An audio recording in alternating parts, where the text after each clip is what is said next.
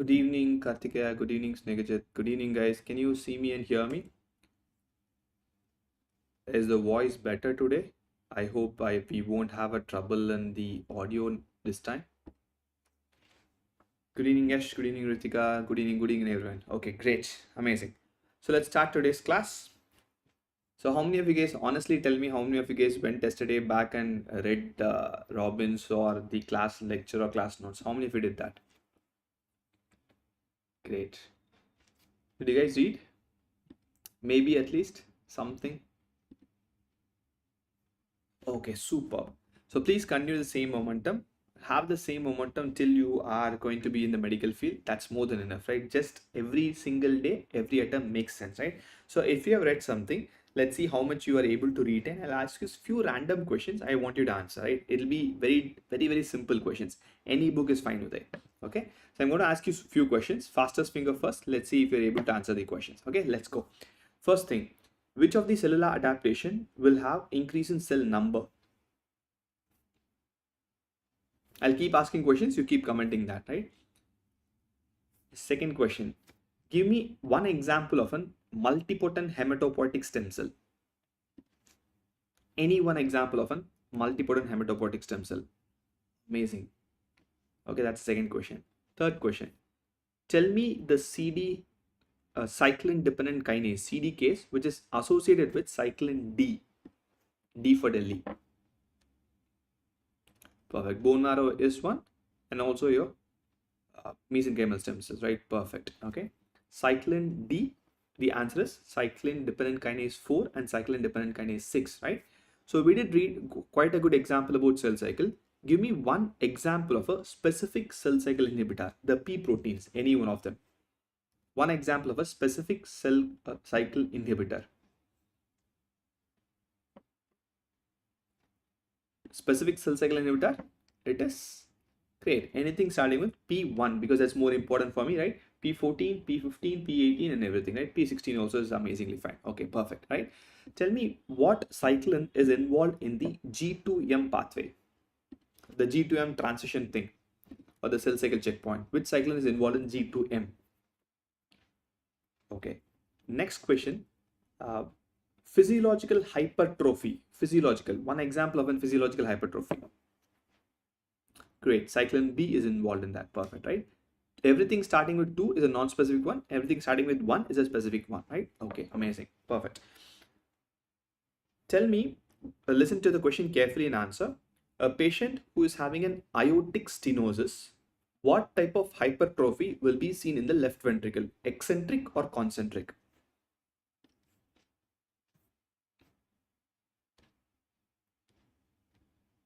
A patient presenting with aortic stenosis will have what type of thing? Eccentric, concentric?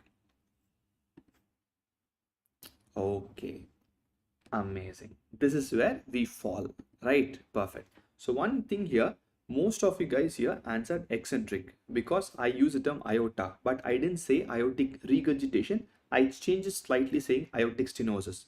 We did read that when it's stenosis, it's always the pressure overload. When it's pressure overload, it always will be concentric and not eccentric, right?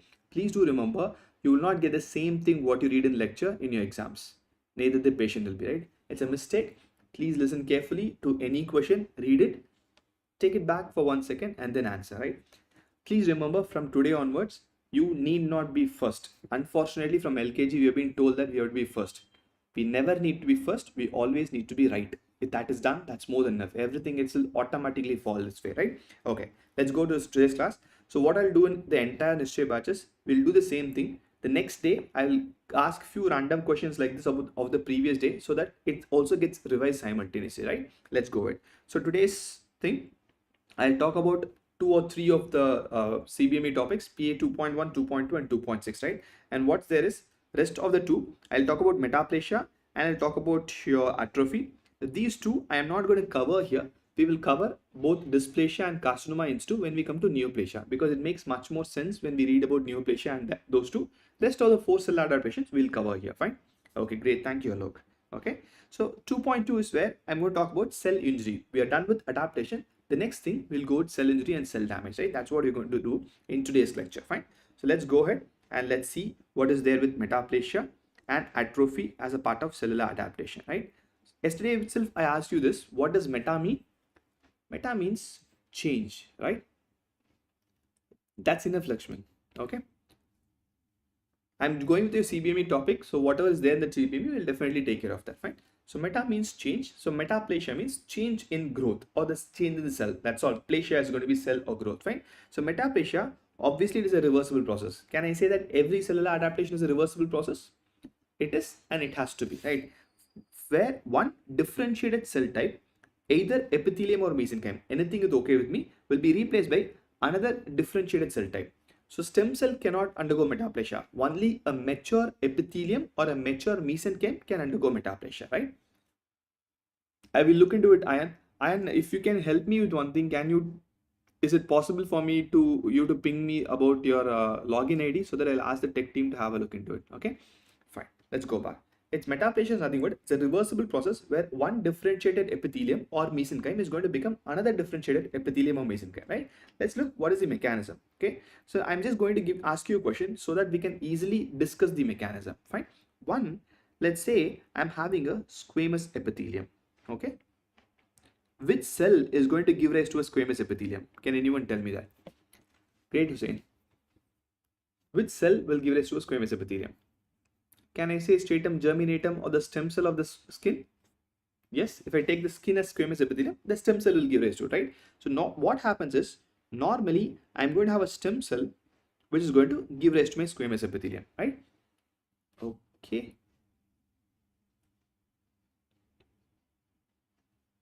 Which one, Navishi? Please let me know. Okay, so now here, when I have a stem cell which is going to give rise to squamous epithelium, the ultimate goal for metaplasia is the squamous epithelium is going to change to some other epithelium, be it cuboidal, columnar. That is the change. That's what I'm going to talk as metaplasia, right? So the only way for me to convert them into a different epithelium is I have to reprogram the stem cell. That's the basic concept or mechanism of metaplasia. You reprogram the stem cell, change the stem cell's output into a columnar epithelium. So once it becomes a columnar epithelium, I obviously can call it a metaplastic change because it is changing from squamous to columnar, right? So by default, my mechanism of metaplasia is changed from squamous to columnar is reprogramming the stem cells, right? We already read both in 2 classes before about the stem cells, right? So tell me, if I am going to touch stem cells on a longer term, what is the risk? Because this entire mechanism involves the involvement of stem cells. If stem cells are involved, what do you think will be the risk?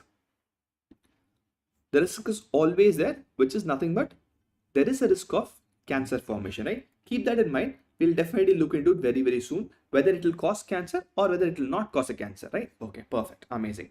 Now, let's take a few examples of metaplasia.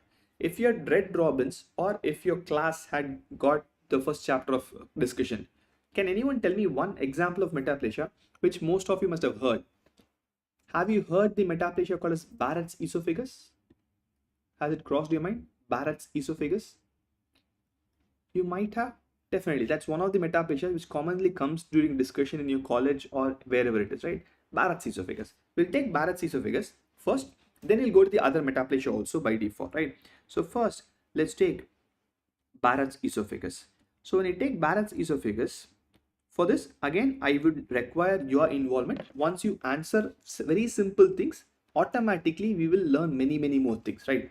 So if you have learned about Barat's esophagus, I want simple things like I said. What do you think is the normal lining epithelium of an esophagus? Your esophagus and my esophagus. Beak-like appearance, perfect, Vinay.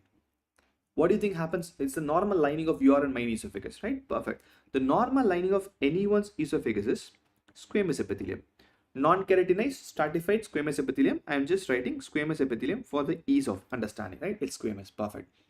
Can anyone tell me squamous esophagus lined by squamous, not by columnar, right? It's a squamous epithelium lining of the entire esophagus, right? Can anyone tell me what is the reason for Barrett's esophagus, or what is the risk, or what is the etiology of Barrett's? Can I say it's GERD, right? So any person with a long term, because metaplasia will not happen in a day or two, it will take some time, right? Gastric reflux, perfect, or I call it an GERD, gastroesophageal reflux disease. That's all. It's a gastric reflux, that is, right?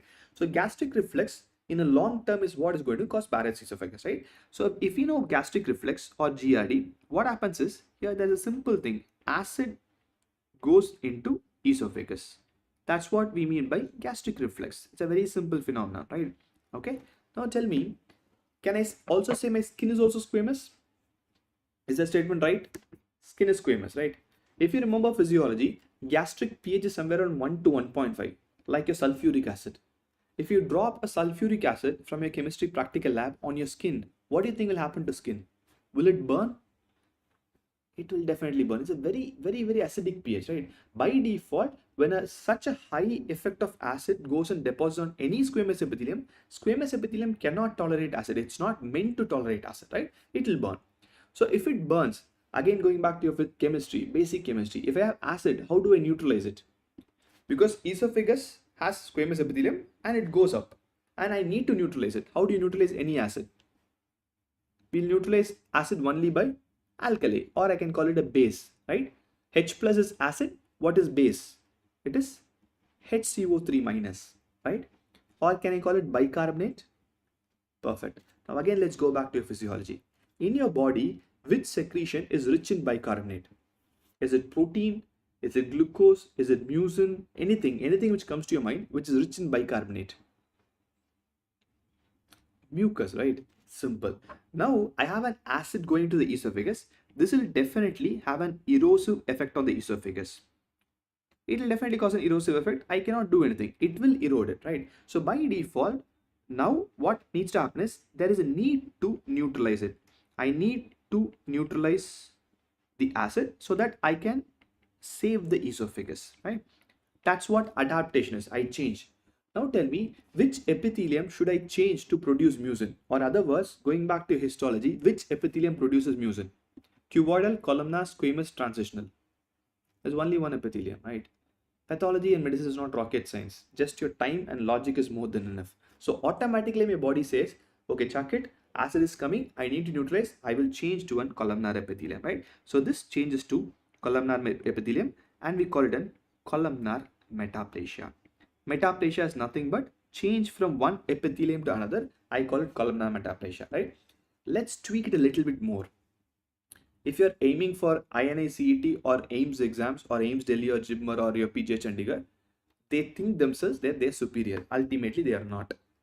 What they will tell is, okay, columnar metaplasia is what Robin says, but they're superior, right? So they'll change the question a little bit. Which epithelium in the columnar epithelium or which cell secretes mucin? Not every cell of columnar epithelium secretes mucin. There's only one cell which secretes mucin. What is the cell called as? It starts with G. It starts with G, that's your goblet cell. Or I can also call it an goblet cell metaplasia. Both means one and the same. Please do remember, be it AIMS Delhi or be it your foreign universities of USA, UK, Australia, anyone in the world is not capable of changing medicine and science. And if they are capable of changing medicine and science, they won't be taking MCQs. Very simple. Nothing will come out of the diseases what you have learned for 200 plus years. It's been there for 200 plus years. Those only come in an exam. Please don't be afraid of an exam. Go ahead, learn, trash the exam and go away. That's what you're going to do, right? Good evening, comrade. So we have goblet cell metaplasia. This is what normally happens in Barrett's esophagus, right? Now I need to diagnose. Our goal is diagnosis. I'm going to start to slowly link it with patients so that you will also have the capacity to link with patients a little bit easily. Which part, Lakshman? Which part you want to learn? Okay. So now a patient has a long-term GRD, which has caused a reflux. Esophagus is getting burnt. It's changing to columnar and producing goblet cells to neutralize it. So how do you think the patient will present? Will the patient present with symptoms of same GERD? They will same GERD symptom. You must have had some of your friends, family members must have had reflux esophagitis, right? Simple, heartburn. Changes from squamous to columnar. Yes, Lakshman, that's all. It changes from squamous to columnar. Normal is squamous, it becomes columnar, right? Perfect. So the symptomatology here will be very simple. Heartburn for a very long time, because 1 or 2 days heartburn, it will not change, right? GERD full form is gastroesophageal reflux disease. Yes, okay, fine. So symptom is simple, heartburn, but it will not be there for a very short time. It will be for months and years. Only then it can change. Change will not happen in a couple of days, right? Now I am having heartburn. and I'm suspecting Barrett's esophagus. So I need to diagnose. So do I need biopsy to say it's squamous to columnar? My entire life is based on that, right? I need tissue. So what the surgeon first does is evaluates the patient, okay, having GID for 4-5 years. Possibly that could be Barrett's. Let's put an endoscopy, take a biopsy and give to the pathologist so that he or she can confirm the diagnosis, right? So now when I put an endoscopy, again I want you to look at every clue at every point of time in life. The surgeon puts an endoscopy. Endoscopy is a tube which goes through the mouth and to the esophagus, stomach and everywhere, right? So now we look a little bit away from medicine with simple logic to understand how endoscopy looks. Fine. So tell me which of these two epithelium, squamous or columnar, which is stratified? Before that, tell me what is stratified? Stratified? Stratified is multiple layers, right? So which of these two epithelium is stratified, squamous or columnar? By default, squamous is stratified, right? Perfect. So I'm just going to have multiple layers of squamous in one side and a single layer of columnar in another side. Can I say both of this below the epithelium, I'll have blood vessels? I'm just using 4 fingers for the stratification, 1 finger for the one side on view for the columnar. Both will have blood vessels, right? So now tell me which blood vessel will be easily visible for me naked eye, not in microscopy, naked eye. The blood vessel of this will be easily visible, one layer, or blood vessel of multiple layers will be easily visible. Obviously, one layer, right? Perfect. So now tell me, what do you think will be the color of columnar epithelium to naked eye? Red or pale? Red. This is how every columnar epithelium in the entire body will look. Because every columnar epithelium is single layer only, it is not stratified. I might have pseudo stratification, but never real stratification, right? Now tell me, what will be the color squamous? Will it be pale? It will be pale. Skin is an example. It's not red in color. Unless you are flushed, someone makes you a little bit uncomfortable, you might become red in color. Otherwise, no, it will be pale only, right? So my squamous epithelium will be pale and my columnar epithelium will be red in color. So when the surgeon puts an endoscopy, it will be like this. I'm going to draw two lines, two numbers, 1 and 2. Tell me which is columnar, 1 or 2. It's a simple logic, right? And this is what comes in an MCQ. And they make you memorize the MCQ. They'll call it a red velvety mucosa. Every goddamn person who knows the logic will tell it's red and it will be velvety. The reason for velvety is mucus. Will mucus make anything shiny? It will. And as an MCQ, by the way, endoscopic appearance of Barrett's is red, velvet-like mucosa. It's never about MCQ. MCQ exam started few years back. Medicine has been there from time immemorial. There's no stratified columnar, Karthik. I do have pseudo-stratified columnar. Columnar will always be a single lining. Okay. Stratification happens only in squamous. Normal columnar will never be stratified. Abnormal columnar can be stratified. Fine. Okay. Great. So now I know this is an endoscopic appearance. Now the surgeon takes a biopsy from here. Our main problem is microscopy, right? That's what we struggle. We always look from the slides outside to diagnose things. Let's not look from slides outside. Again, simple logic. Stratification, right? This is one epithelium. This is one more epithelium. Tell me which epithelium is multi-layered, 1 or 2? Which is multiple layer? The way to appreciate layer is dots. Dots are nucleus, which has multiple layers of dots or multiple nuclei. Why? Abir, why red is because of the columnar epithelium? Velvet is shiny. The mucin, which is secreted from the goblet cells, makes the epithelium shiny, right? Perfect. So can I say one is squamous? By default. Can I say columnar will form glands? Do they form glands? They do, right? So this is glands. So if the question says the biopsy is from esophagus, I should not see normally glands because normal esophagus cannot have glands. It will have only squamous. But in a microscopy, from an esophageal biopsy, I see glands. Every person can call it a hyperplasia. That's all. Great. Gastric pit also. Snehajit says that it looks like a gastric pit. Yes, it does look like a gastric pit. So tell me, how do I differentiate that? It could be from JE junction, no? This biopsy could be from JE junction very well, right? That's where your surface anatomy comes into play. Whatever you read in medicine will never get wasted. If it's get wasted, don't read that. If you remember surface anatomy, tell me what is the junction of JE junction from incisors? You'll have constrictions of esophagus and the last one is the JE junction. What is a centimeter? Let's see how good your anatomy is. What's a centimeter? So centimeters, I think around 40 centimeter, right? The J junction from incisors surface anatomy is around 40 centimeter in an adult. So if the biopsy is anywhere above 35 centimeter, I can say by default it is from esophagus, not from the J junction, right? That's where you apply things. Only when you apply things, it makes sense for us, fine?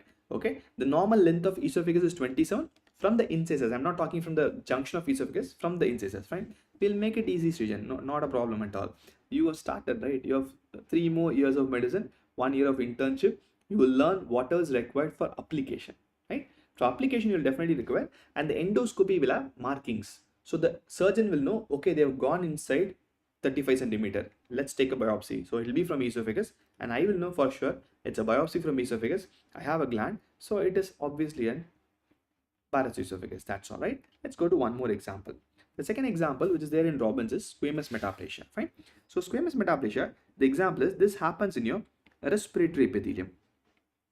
Can anyone tell me what is the lining of normal respiratory epithelium? When I say respiratory epithelium, trachea, those bronchus and everything. Respiratory epithelium is your pseudostratified ciliated columnar, right? I'm just writing columnar for the ease or ciliated columnar for ease. It is pseudostratified. It's not stratified, it's pseudostratified. Fine. Okay. Now, obviously, there is a history of smoking. Smoking is the initial insult here. Fine. So, when you have a smoke,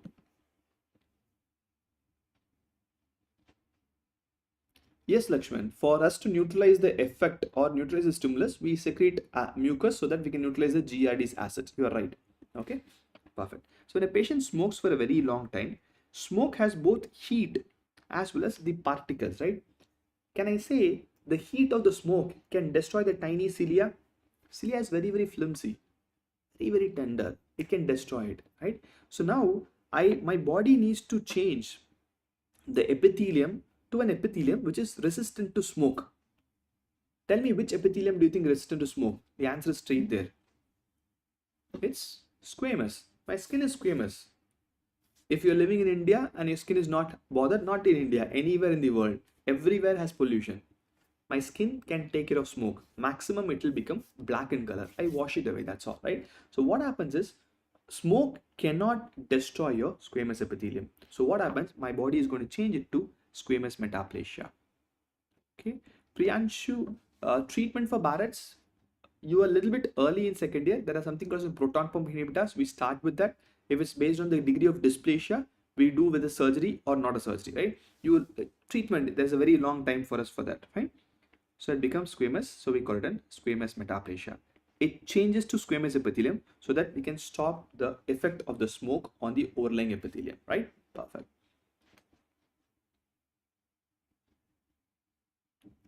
Vinay, very good question. Can I say here the epithelium is also involved? Right? It's not just submucosal alone. The epithelium is also changed, right? So epithelium, submucosa, everything has a problem. This part, you are asking about this part. So this part, Vinay, as of now, we'll stop with this. The only reason here is we have something called an immature change, columnar change, many other things to understand in depth about the metaplasia. Remember, that's the outside epithelium kind of protruding to the inside under the esophagus, fine? Okay. Which one, Bhumika?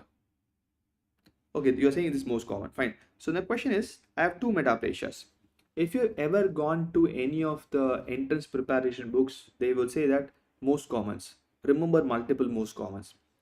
Have they taught you in anatomy, physiology, biochemistry to remember this is the most common thing, most sensitive thing, multiple most commons? Sometimes they ask that in Viva as well. Don't read most commons. Go with logic. If you remember logic, it's easy to remember most commons. Take it from me, none of your seniors, HODs, professors will know most commons if it's not logical or if it's not involved in real life. That's the only thing which comes in an MCQ. Need not remember most commons for anything in the world, right? It's simple. It's very, very simple. If I ask you a random question, what is the most common of, sure, Ashley, I will do it. Okay. What is the most common cause of foot ulcer? Chronic non-healing foot ulcer. What will it tell?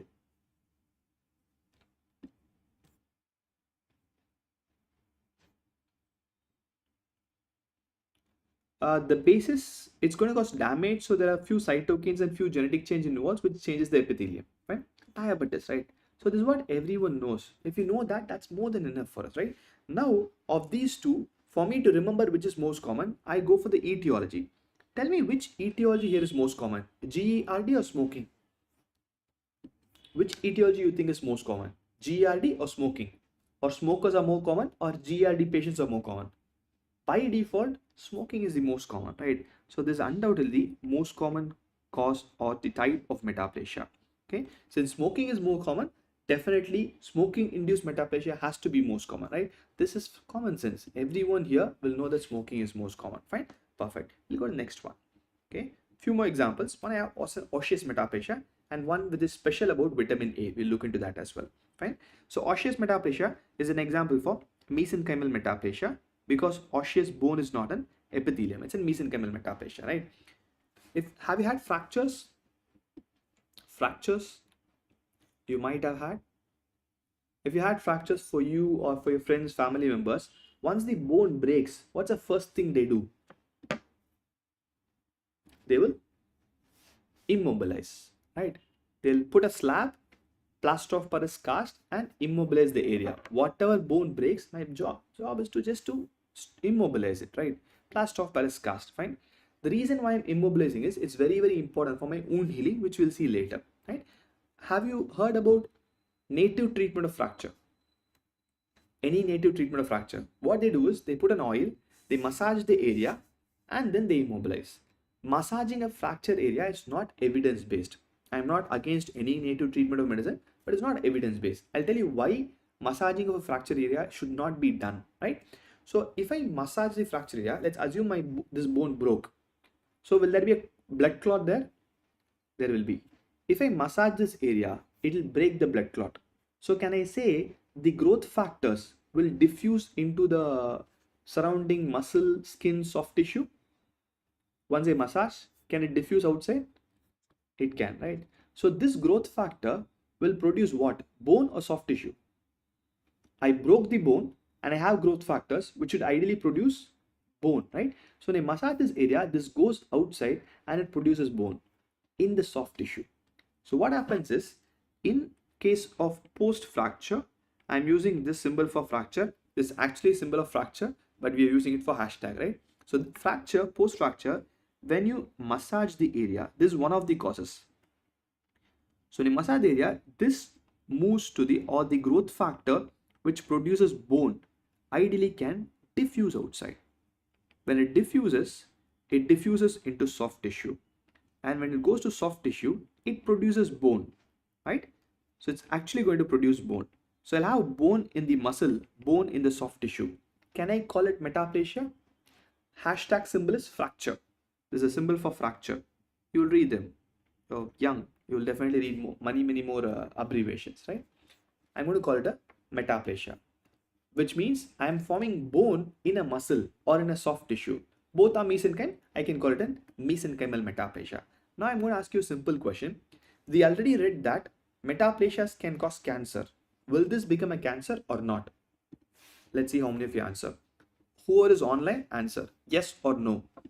Commit. It's completely fine.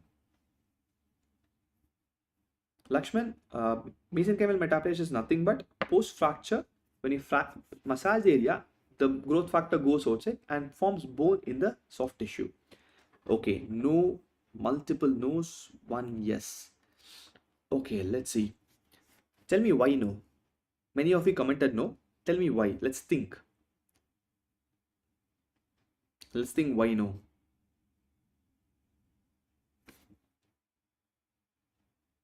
How it's called as a metaplasia is, in a muscle, I'm forming a bone. Muscle should have only muscle, but it's forming bone, so it's called as a metaplasia. It's a single stress, perfect, right? It's a single stress and it is not persistent, right? Because once the fracture heals in, let's say, 3-4 weeks, will the growth factor still be formed or not formed? It will not be formed, right? Because it's a single stress. No one is going to keep on breaking the same bone again and again and again, right? So obviously here there is no risk of cancer because it's not chronic. Okay, that is very, very important. Remember it now itself. For us to form a cancer, the etiology should be chronic. When you smoke once, it's not going to cause cancer. By the way, I'm not endorsing smoking. Smoking once also is bad. If you smoke one cigarette for the next 10 years, there is a risk of cancer. It's always chronicity which causes cancer, nothing acute. Perfect, right? Great. Now let's go to vitamin A. Okay, this is an example of mesenchymal metaplasia because you'll have bone in muscle or in soft tissue, and we call it an myositis. We initially thought as an inflammation ossificans. The example is myositis ossificans, where you have bone in soft tissue. Rishit, calcification is not same as osseous metaplasia. When I say osseous metaplasia, they will form bone. They'll form the osteoid, they'll have the osteocytes, everything. Only then I can call it an osseous metaplasia. Calcification can be anything, right? Anything can get calcified, right? That I won't call it a metaplasia, fine? Okay, now let's come to vitamin A. Can anyone tell me what's the function of vitamin A? Mesenchyme is your mesodermal derivatives. That's mesenchyme. Sai. What's the function of vitamin A? Anyone? Whatever comes to your mind. The function of vitamin A is, it's not to help in vision, right? Vision is the outcome, right? The function of vitamin A is maturation and differentiation. That's the function of vitamin A, right? So vitamin A's function is to mature and to differentiate. This is the primary function of vitamin A. Yes, it helps in vision. I'm not denying that. It helps my normal retinal epithelium to become specialized or differentiated epithelium of rods and cones. That's how it helps in vision. Vitamin A's primary function is differentiation and growth or maturation, right? Now, the unique thing about vitamin A is, vitamin A, since it's very much involved in differentiation, both deficiency of vitamin A and at the same time excess of vitamin A, can I say it will alter differentiation? It will. Both can cause metaplasia. I'll give you one example of deficiency, because excess of vitamin A is not very common. No one is going to eat like 10 kgs of carrot, right? Okay, great, Anirudh. Okay, it's how it is. Fine. Now let's look at maturation of from a normal immature retinal epithelium to a specialized epithelium of rods and cones. That's what vitamin A does, Vinayak. Fine. Okay. Now let's look at vitamin A deficiency. You must have read about vitamin A deficiency in biochemistry, right? Have you heard about something called bite dot spots? Yes. Perfect. Let's go and look at bite dot spots. Where do you think bite dot spots happens? Don't say I. Little bit specific answers. Great, Anirudh. All the very best. Okay, it's in the junction of the conjunctiva cornea. It's more towards the conjunctiva, right? So when I have bite dot spots is actually a type of metaplasia, fine?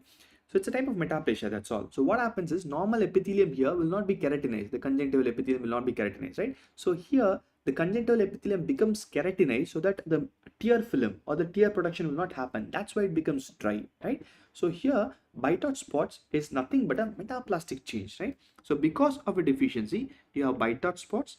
So bite dot spot is an abnormal keratinization in the conjunctival epithelium.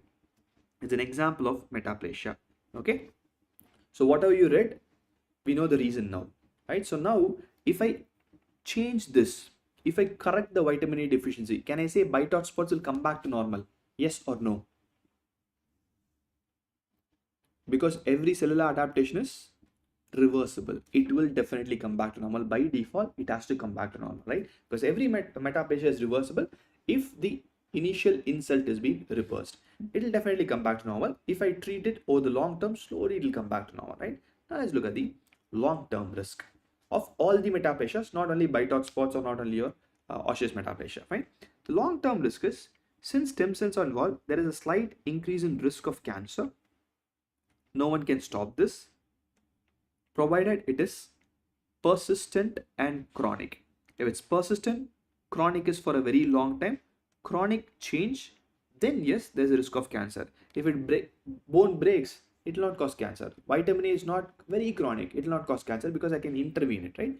Chronic untreated metaplasia will cause cancer.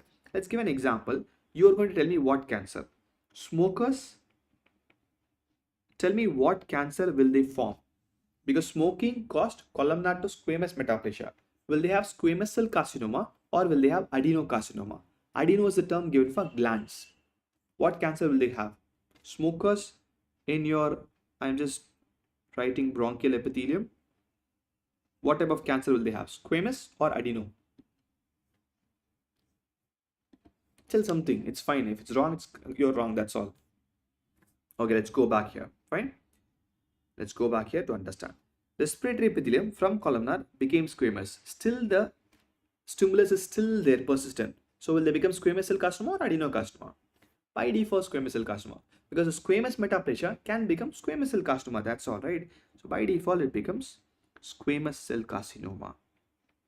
Okay, perfect. Same thing. Long-term untreated GERD or Barrett's. In case of esophagus, I'll leave a line here. I'll write what I want there very soon. What carcinoma will they form? Because esophagus has columnar metaplasia. It'll cause squamous or adeno?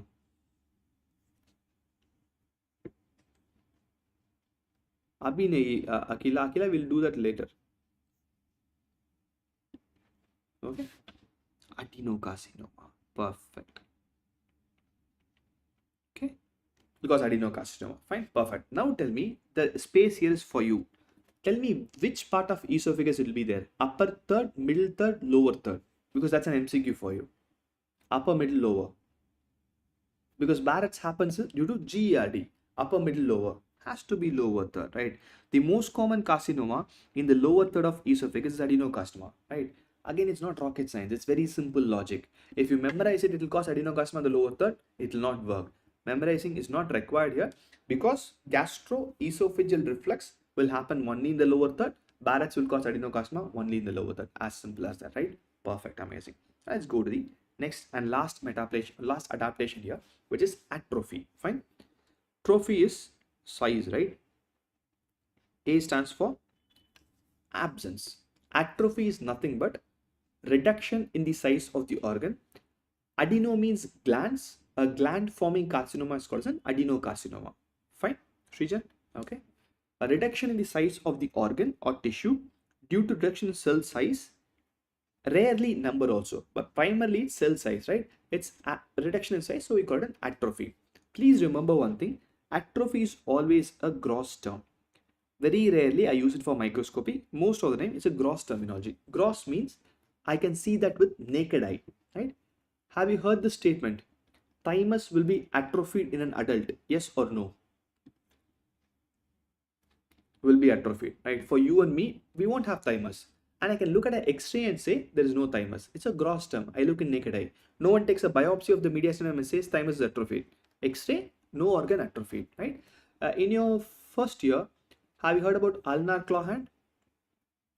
Abir, we look at that when we go to neoplasia, right? It's a different type of cancers, that's all. Okay. When you remember ulnar claw hand, you must also read that when ulnar nerve palsy happens, the hypothenar eminence, what do you think will happen? Will it become atrophy? Will it become flat? It will become flat. Same for the other thenar eminence for another nerve, right? So this also is naked eye. I can look at the patient and say hyperthenar eminence will become flat or it's atrophy. Atrophy is always a gross term. I cannot use it. Very rarely I can use it for microscopy, right? Perfect. So I have two mechanisms for atrophy. Fine. Okay. Now coming back to you only. We read about hypertrophy. What was increased in hypertrophy? Can I say protein was more in hypertrophy? Is the statement right? Perfect. Muscle became big in hypertrophy because of increase in protein. How do you think muscle will become small? Reduce protein or increase protein?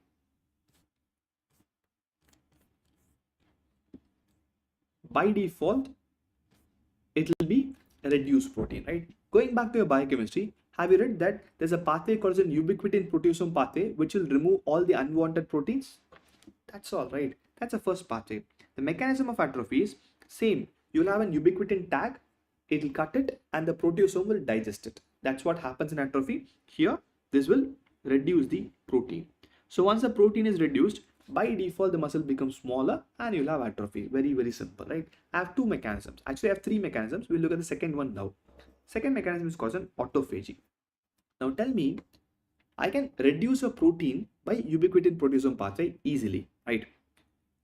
Can I also say the cytoplasm of every cell will also have organelles like mitochondria, Golgi apparatus? Yes. I cannot destroy the organelles with ubiquitin proteasome pathway. Cytoskeletal protein I can destroy, right? Now I have to reduce the organelles also, because only when all the organelles reduce, the cell becomes smaller, right? You must have read about one organelle in your physiology which eats other organelles. What is the organelle called as? There's a cell organelle which can destroy the other organelle, that is lysosome, right? So what happens here is, just a second, Priyanshu. What happens here is the lysosomes,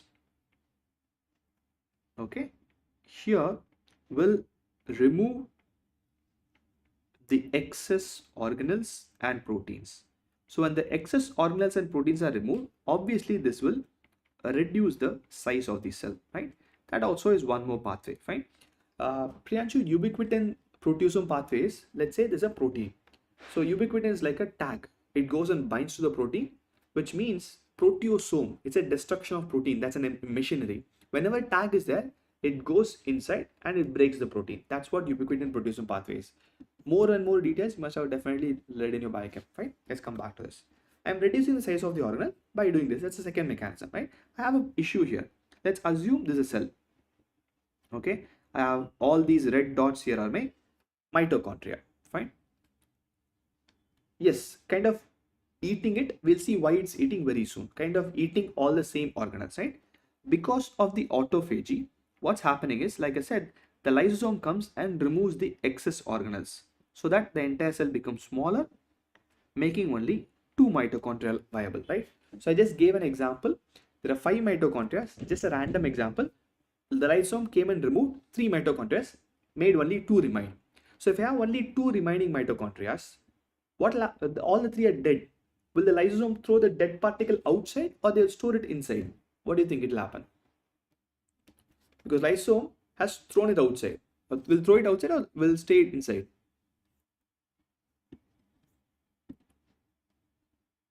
What do you think will happen?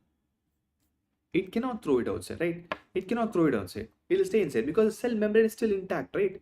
The cell is not dead here. The cell membrane is still intact, so the lysosome will stay inside. Just give me a second. Is it getting stuck or is it only for me?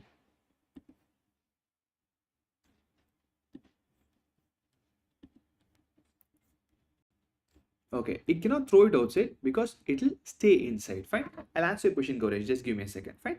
It will stay inside. So what happens is the lysosomes here will store the dead particles or the waste products. So this waste product I'll be seeing in microscopy as an example or an outcome of your atrophy. I'll talk about it again, Navyashi. Just give me a second. Fine. Okay. Now tell me, any waste product in the world, what do you think is the color? Something waste. What do you think is the color? I'll come to it, Kumar. Any waste product, what do you think is the color? Black to brown? Definitely black to brown, right? So what happens here is the lysosome will have the brown color waste product seen in the microscopy. That's what these are. So these brown pigments, I give the term lipofuscin. Okay, lipofuscin is an example of a wear and tear injury or a cell damage. It's a dead product there. It's there. These are lysosomal debris, right? So this lipofuscin is nothing but a cell debris which is there, which is also a sign of atrophy. So that's why, funnily, they gave a name called as a brown atrophy of heart. It's there in Robbins as well. I don't want you to remember this forever. May help in Viva. The reason why I'm calling it brown atrophy of heart is the entire organ over the period of time changes brown in color. Fine. Okay. Now, Navyashi, ubiquitin proteasome pathway is a pathway to remove an excess protein, and autophagy is a pathway for me to remove the excess organelles. That's how my cells can reduce in size, right? Next question, why not outside? Fine. For an exocytosis to happen, it is a more energy dependent mechanism, Priyanshu as well, fine. It's more of an energy dependent mechanism compared to autophagy. Second, I have a cell which is already struggling. If I do exostosis, there's a possibility I lose most of cytoplasm also along with that. Then the cell will become more weak and there's a possibility for it to die. That's why it conserves, because atrophy is seen in conditions where there's less energy. I am not having enough energy. That's why I'm becoming, all my expenses are becoming small. That's what atrophy primarily is, right? So that time I cannot make a risk and I cannot push it outside. Fine. Understood? Now we are Sri Kuch Tastya. What's your name? I don't know. Okay. And Priyanshu. Fine. Okay. We'll look into the pigments, Snehajit, in the subsequent classes. I'll hope that time your doubt will be clarified. Fine. Okay. Now we know about ubiquitin proteasome pathway, about autophagy. Someone asked that will it happen simultaneously? Yes. I'll have to remove the proteins in a separate way and I'll have to remove the organelles in a separate way. Both will happen simultaneously in case of an atrophy. Right. The third, last but not the least, is apoptosis. Apoptosis will happen only on a long term. It will not happen immediately. On a long term, definitely you will have apoptosis by default, right? We'll see in long term few examples very soon, right? Now we know about atrophy, the definition and the mechanisms. Let's look at few examples. You guys are going to tell me the examples. Physiological and pathological, right? Development. Someone said about thyroglossal tract. Do we have thyroglossal tract? No, right? When we were very young, as a fetus, there were webs between the fingers. Do we have the webs now? We don't have, right? Thymus, adults, we don't have. All these embryological examples are examples of physiological atrophy, right? During development, there are many things like thyroglossal tract, your thymus, your webs in the hand, your notochord. We don't have notochord. When we were a fetus, we had notochord. All of them are removed, fine? All of them are removed. Look, adenocarcinoma is a type of an epithelial carcinoma which forms glands. That's what adenocarcinoma is, fine? Okay. All of this will happen in physiological example. There are many more examples you can give rise to. All of them are atrophy, right? Now tell me, these things, are they reversible or irreversible? Removal of notochord, reversible, irreversible. Removal of thymus, reversible, irreversible. Reversible, irreversible. Irreversible. I cannot bring back my thymus, right? It's irreversible. We read that every adaptation is reversible. Atrophy is the only place it can be irreversible. Remember it. Whenever it's an exception, there's a very high chance it can come in an MCQ. Why irreversible? Answer lies here. What is apoptosis? Adaptation or cell death? What is apoptosis? It is cell death. Once a cell dies, it cannot come back to normalcy, right? So there is a possibility your atrophy can be irreversible, not every place, but quite a few areas. These are irreversible change. It can never come back to normal, right? So the irreversible change, and apoptosis is a type of cell death. That's the reason it can be irreversible. So in the long term, it cannot come back to normal, but in short term, it will come back to normal. We'll look at few more examples of reversible atrophy also very soon, right? Post childbirth, your uterus can shrink. Uterus obviously will shrink because we read that yesterday. Uterus can undergo both hyperplasia and hypertrophy during pregnancy. Post childbirth, uterus will shrink and come back to normal. It's also an atrophy. It shrinks in size, smaller size, comes back normal. Both are physiological, right? Let's go to a few pathological. The way to remember causes of pathological atrophy is very simple. You take any cell in the body. Let's take muscle. Muscle needs blood supply to live. Yes or no? Needs. Muscle needs energy, proteins, nutrients to live. Yes or no? Yes. Muscle needs nerve supply to live. Yes. Muscle needs a space, right? So when any of these are not present in adequate amounts, it undergoes atrophy. Very simple. So whenever uterus atrophy can become normal when there's second pregnancy. When there's a second stimulus, it can grow back again. Fine. Okay. So whatever is required for a cell, if they're not available, it becomes atrophied, right? Disuse atrophy. The best example, again, if you had fractures, you put a cast for 3-4 weeks. I don't move this limb for 3-4 weeks. Once I remove the cast, can I say the entire limb will become smaller? Disuse. I'm not using that organ. Any organ in my body, right? Any organ in my body, if I don't use it for a very long time, it becomes atrophied. Not just your muscle. Same to this also. If you don't use this for a very long time, it becomes atrophied. So let's start using it. 1.5 kg organ. NEET exam is 300 MCQs. Nothing in front of us. You can easily crack the exam. train this. It's more than enough, right? So disuse atrophy post fracture, again hashtag is the short form for fracture. The muscle which is not used will automatically shrink and automatically will become atrophied. That's by default. That's nature, right? If some of you have had fracture, can I say this muscle over the period of few months to years will regain the mass? Yes or no? I had a fracture in the hand, let's assume. I put a plaster of Paris cast. I didn't use this hand for a very long time. I removed it. I did exercise. I did physiotherapy. Will it come back to normal? It will come back to normal, right? It will definitely come back to normal. So if it comes back to normal, by default, atrophy can be reversible also. Not always irreversible, it can be reversible again. Denervation. When I said LMN lesion, lower motor neuron lesion, whatever the nerve supplies, that muscle will be gone. Ulnar nerve palsy, right? The hypothenar eminence, right? So any nerve, when it's cut, the supplied muscle will automatically shrink. That's how normally it is, right? That's how normally it is. It will become smaller by default. Anything, right? No gym for a long time, it will undergo atrophy. Everything will undergo atrophy by default. Ischemia. Have you heard about a disease called as an atherosclerosis? Which is nothing but the entire blood vessel has a lump in the blood vessel, kind of that. So it reduces the blood supply, right? Can atherosclerosis reduce the lumen of the blood vessel? It will, right? So atherosclerosis will reduce the lumen of blood vessel. When the lumen is reduced, automatically there will be reduced blood supply. It said that an atherosclerosis of a cerebral artery will cause atrophy of the cerebrum. Atherosclerosis of the kidney will cause atrophy of the kidney. Whatever organ it supplies, by default, it will cause atrophy. Because obviously I require blood supply, oxygen, nutrition to function. If it's not there, it will die. That's one more example, right?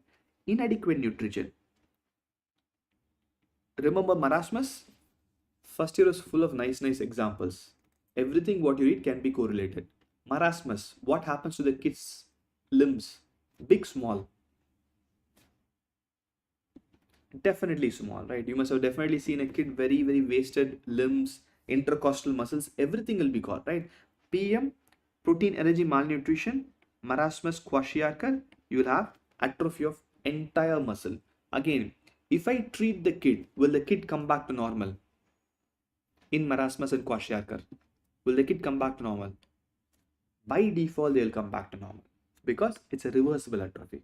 Treatment that is giving back the protein, it will come back to normal by default, right? Marasmus also will cause muscle wasting. Okay, so all these are required for muscle to function. It will definitely come back normal if I give it back, right? One more example, loss of endocrine stimulation, right? If I have an ovarian tumor, right, a 35-year-old female has an ovarian tumor, what do you think is the treatment? We remove the ovary, right? Once you remove the ovary, what will happen to the estrogen in that woman? Reduced, elevated? By default will be reduced, right? So if it's reduced, what will happen to the uterus? Will it undergo atrophy? Breast parenchyma, will it undergo atrophy? It will undergo atrophy, right? That's pathological, right? Hormonal can be both physiological and pathological. So physiological, I'll take it as an postmenopausal. Okay, postmenopausal, which is a physiological thing, the entire organ undergoes atrophy, or you remove ovary, right? You remove ovary due to any condition. So obviously, ultimately, there'll be reduced estrogen. When there's reduced estrogen, by default, it will cause endometrial atrophy, breast parenchymal atrophy, all of them will undergo atrophy. That's by default, it has to happen, right? At the same time, if you remove the let's say testis, which organ will undergo atrophy? Okay, I have a very good question. It's based on the duration of the time, right? So kidney can adapt to some extent, right?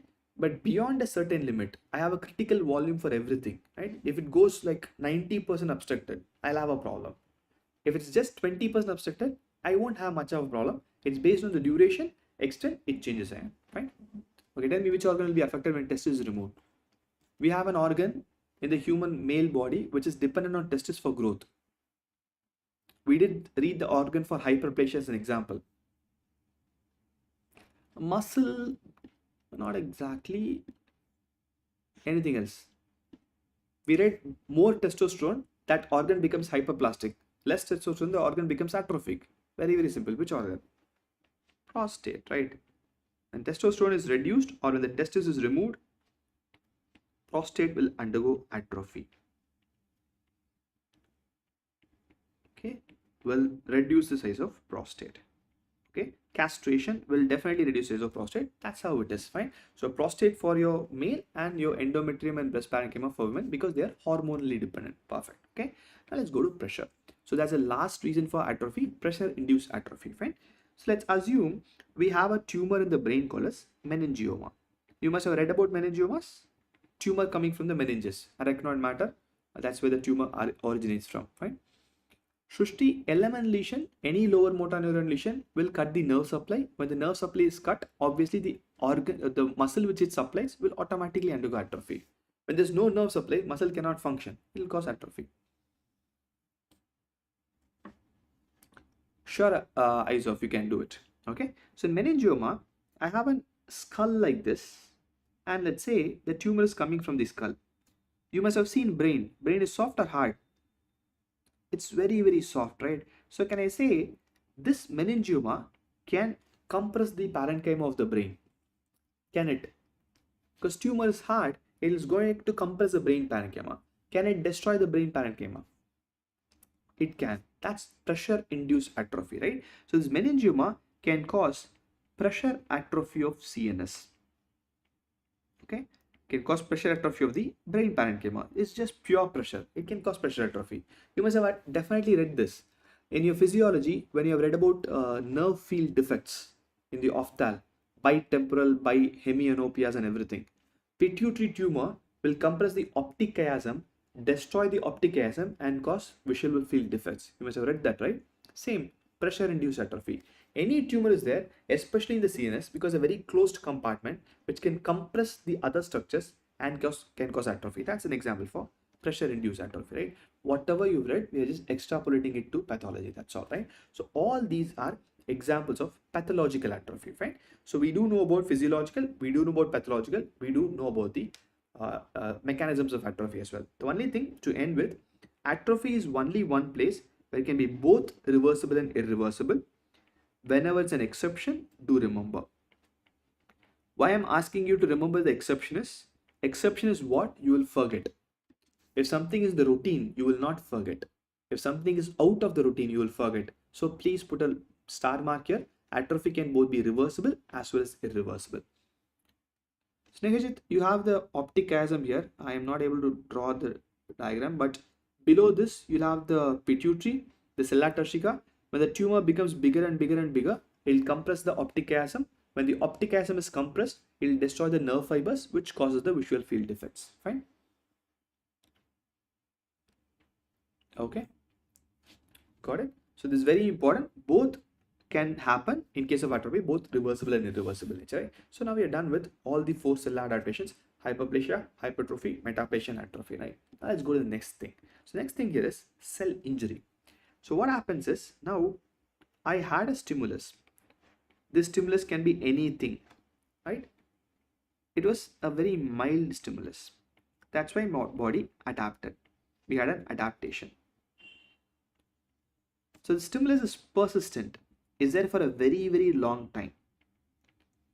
Then it's going to, or a very severe stimuli. It's a persistent stimuli, my body cannot adapt, or it's a very, very severe stimuli. Okay. Like I say, heat can cause an adaptation, cold can cause an adaptation to my body. But if I pour a boiling water on my skin, will it adapt or it will die? It will definitely die. It's an exception because every cell adaptation is reversible, only atrophy is irreversible. That's why it's an exception. Outside the ordinary is an exception, fine. Okay. It will definitely die. I cannot adapt that point of time, right? So it will definitely die. So this will cause a cell injury, and eventually if I'm not able to control the cell injury, it will progress to cell death. So cell death can happen in 2 instances. If I have a very severe stimulus, my body cannot adapt, it will directly die. Someone cuts my hand, I cannot say my hand will become thick and it will adapt. It will die by default, right? So it can die with a very severe stimuli or a very long-term persistent stimuli also. My cell will undergo injury and the cell will die, right? Perfect. Now we're going to look at the cell injury and cell death, right? So you have in Robbins, the cell injury mechanism is a little bit complicated. It's covered in two different places.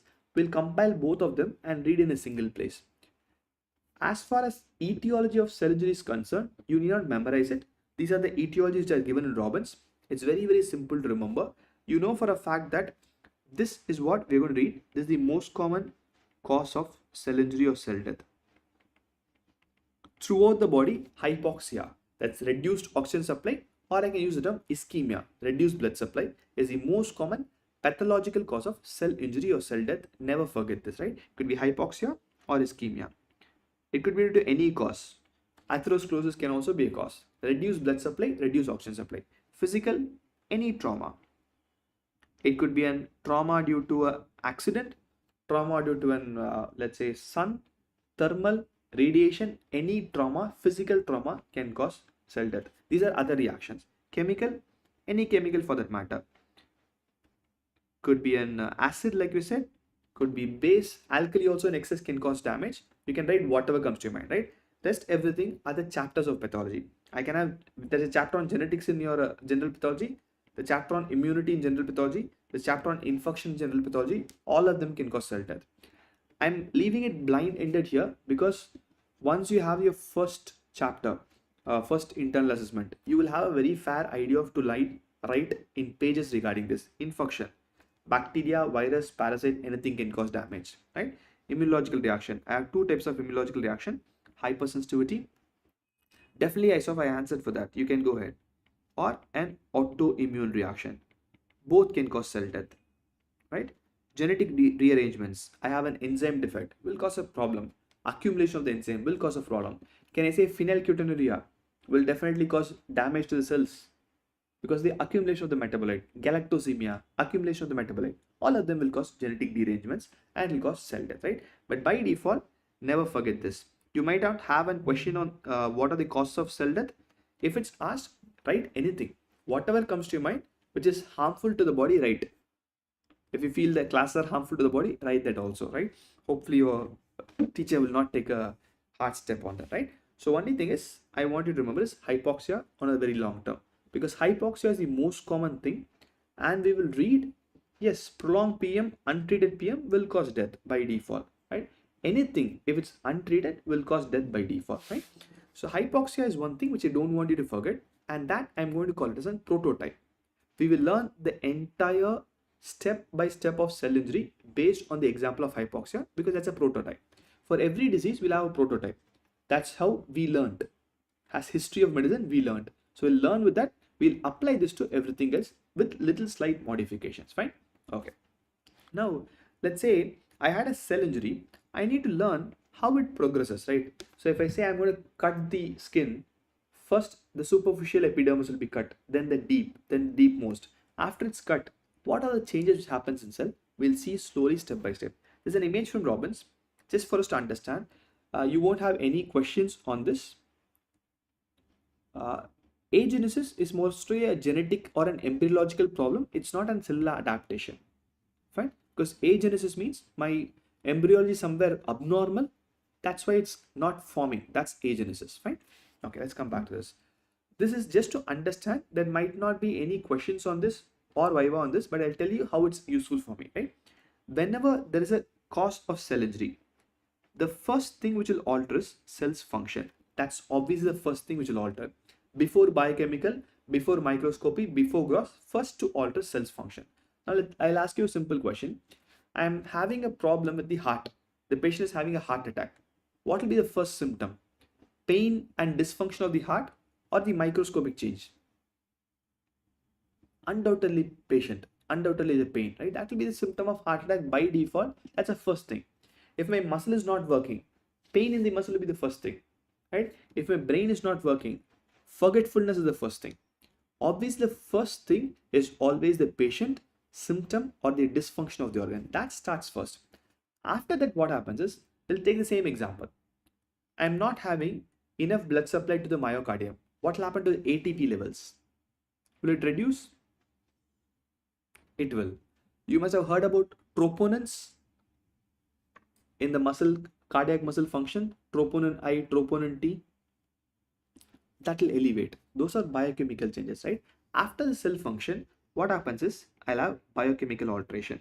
For simple example, biochemical alteration, I'm taking an example of a myocardial infarction, MI, or an heart attack, right? So I'll have reduced ATP. If there's a hypoxia or an ischemia, reduced ATP. I'll have increased troponins. We'll see why troponin increases very soon. All these will increase, CKMB, everything will increase, right? Those are biochemical changes, right? That's why when a patient comes to me with heart attack, chest pain can be due to anything, right? If you have a boil in this precordium, chest can pain. Rib breaks, chest can pain, right? Intercostal muscle becomes weak, chest can pain.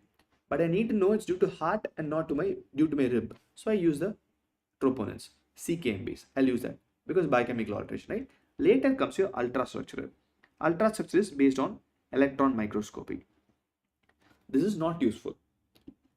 It can come in Viva, it can come in an MCQ, but in real life, tell me which doctor will say, I will take an electron microscopic imaging of heart to look for heart attack or kidney to look for kidney damage. No one will. It's not done except for 2-3 organs in the body. No other place electron microscopy is useful. Hopefully in future, Robbins and everything will remove electron microscopy, but for understanding it might be required for some time, right? Next comes your light microscopy. Light microscopy is a normal microscopy what you use in the lab. That's a normal light microscopy where I can see all the changes. The last is the gross. That's a naked eye change. Only when a group of cells die, naked eye can have an alteration. If 4 cells dies in my skin, do you think my skin will change? It won't. If 40,000 cells dies in my skin, yes, I can look at the naked eye. So for me to have a naked eye change, it takes time. Naked eye change, if you attended my first class, gross changes is always equivalent to what? Gross change is always equivalent to imaging finding or radiological change. Okay, so radiological change will be little bit later. It happens late one day. It will not happen early. Gross is always equivalent to X-ray, CT, MRI, ultrasound, everything, right? So now, if you look back, has anyone in your home, family, they have gone for a master health checkup? Have you heard this term, master health checkup? You might have. Definitely you might have, right? Tell me, master health checkup will have more of blood test or radiological test? Will have more of blood test. Full body checkup. Yeah, same. Will have more of blood test. Because wherever in my body it hits, the first change will happen in biochemical. Biochemical can pick up the blood samples. Yes, I might have some amount of ultrasonogram, but very rarely. Predominantly blood, because the alteration in the blood is the first change which happens for any tiny organ injury, any tiny cell injury. That's why I'm more inclined towards that. Others comes very, very later. Blood test, I'm not finding anything. Still there's a problem. I go for biopsy or I go for radiology. That happens later only. Blood test is the first thing which alters, right? This is how any body's cell progression happen. Function goes, biochemical alteration happens, then electron microscopy, light microscopy, lastly gross. Fine. Okay.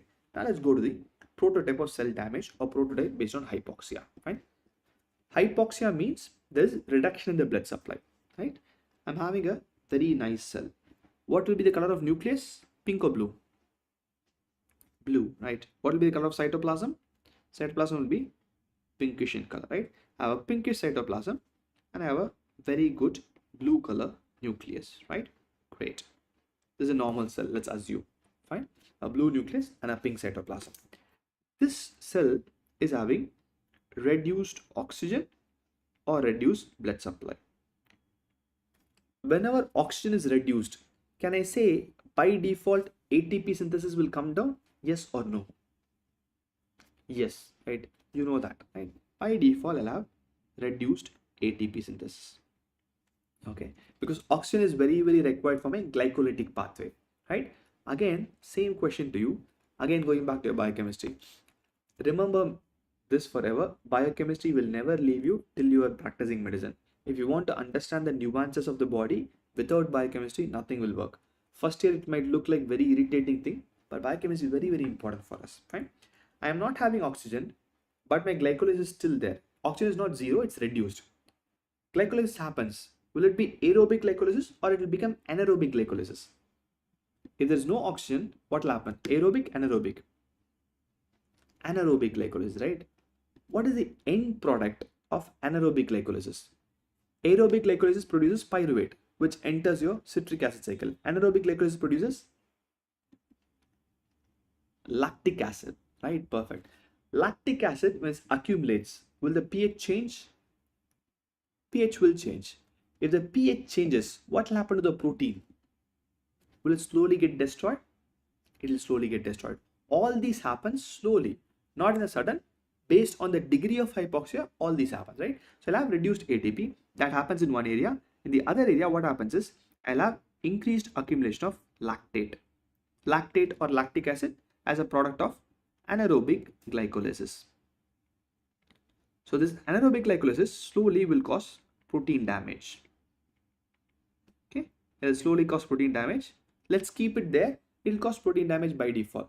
If proteins of a cell are destroyed, can I say, Anand, it might not cause metabolic acidosis because it's happening inside the cell, right? There's a difference between the pH alteration outside the cell and inside the cell, right? It happens inside the cell, proteins will get damaged.